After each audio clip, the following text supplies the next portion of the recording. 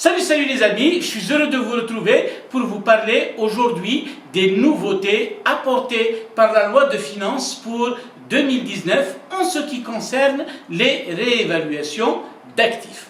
Parfait mes amis, pour rappel, souvenez-vous, le SCF depuis qu'il est entré en vigueur consacre désormais le principe de la réévaluation libre des immobilisations.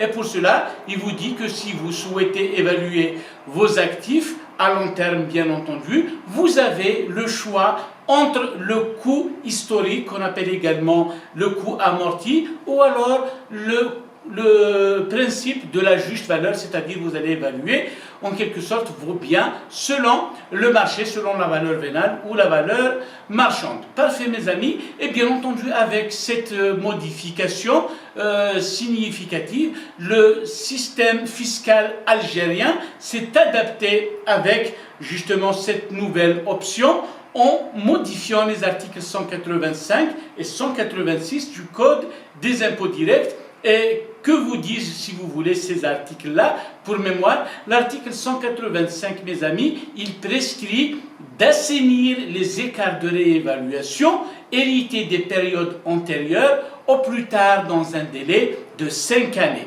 Qu'est-ce que cela veut dire? Cela veut dire que si vous aviez des immobilisations dont, si vous voulez, le rythme d'amortissement s'étend encore sur une période plus longue, 5 ans, 10 ans, 15 ans, etc., nous n'avons plus de garder, si vous voulez, ces écarts de réévaluation au bilan, mais nous devons les assainir, les ramener au résultat au plus tard au 31 décembre 2014.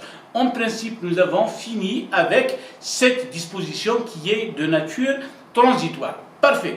Par contre, l'article 186 du Code des impôts directs, mes amis, qu'est-ce qu'il consacre? Il consacre tout simplement le principe de la neutralité des réévaluations. C'est-à-dire que vous êtes libre si vous souhaitez réévaluer vos immobilisations, mais cela ne doit pas impacter l'impôt sur le résultat. Donc, quel est le procédé pour ce faire, mes amis? Si vous relisez l'article 186, vous le comprendrez aisément. Cet article vous dit que l'excédent de la dotation aux amortissements généré par cette opération de réévaluation doit être ramené au résultat au fur et à mesure de l'amortissement du bien, de telle sorte que, en quelque sorte, le fait de ramener, en quelque sorte, cette dotation, le supplément de la dotation aux amortissements au résultat, cela neutralise justement cet excédent d'amortissement. Donc, d'une part, vous constatez une charge, d'autre part, vous la neutralisez, donc ça revient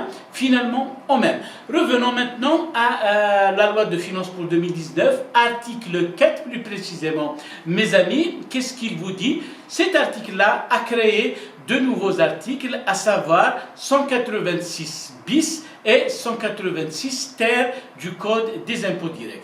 On va les énoncer justement un après l'autre. L'article 186 bis, mes amis, il nous dit que la réévaluation d'actifs non amortissables n'est pas imposable.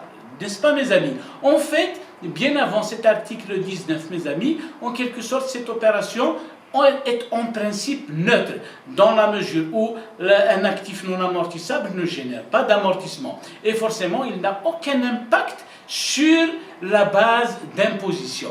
Néanmoins, on peut être tenté de comprendre autre chose, puisque, mes amis, un écart de réévaluation, 105 dans la nomenclature des comptes du SCF algérien, il va en quelque sorte contribuer à augmenter les capitaux propres au passif du bilan. Donc là, si vous voulez, il y a les capitaux propres qui augmentent après une opération de réévaluation, ce qui peut nous conduire à dire que c'est imposable, surtout que l'article 140 du Code des impôts directs vous dit que l'on peut déterminer le résultat comme étant la comparaison entre les capitaux propres à l'ouverture, 1er janvier, et les capitaux propres à la clôture, c'est-à-dire au 31 décembre. Eh bien, pour lever le doute, l'équivoque sur cette question, mes amis, l'article, j'allais dire 4, qui a créé l'article 186 bis du Code des impôts directs, vous dit que cette réévaluation est neutre fiscalement, ce qui est naturel bien entendu, mais elle l'a expliqué et c'est bien fait de le préciser. D'une part, d'autre part, mes amis, on vous précise que l'article 186 bis également vous dit que l'écart de réévaluation généré par cette opération ne devrait pas être, excusez-moi le terme, distribué par les associés. En quelque sorte, c'est fictif, n'est-ce pas? Réévaluer un bien devrait augmenter, bien entendu, les capitaux propres, n'est-ce pas? 105, eh bien, on vous dit que nous n'avons pas le droit de distribuer ce compte 105 parce qu'il s'agit d'une distribution en quelque sorte occulte, n'est-ce pas? Vous n'avez rien apporté comme richesse à la société pour que vous puissiez distribuer des dividendes. Donc cet article-là est clair. Puis article 186 ter, mes amis, on vous dit qu'au moment de la cession d'une immobilisation qui a fait l'objet d'une réévaluation antérieure, on ne devrait pas tenir compte de l'écart de réévaluation pour justement le calcul de l'éventuelle plus-value de cession.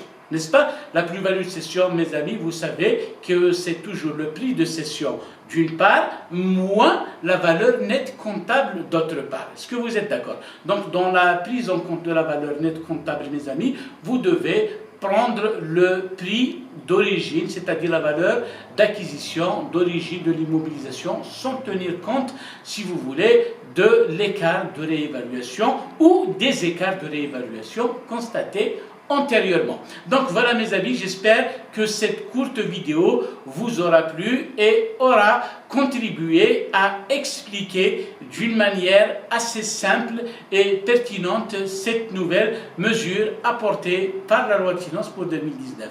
J'espère vous retrouver très bientôt dans de nouvelles vidéos autour de nouveaux thèmes mes amis. D'ici là, au revoir.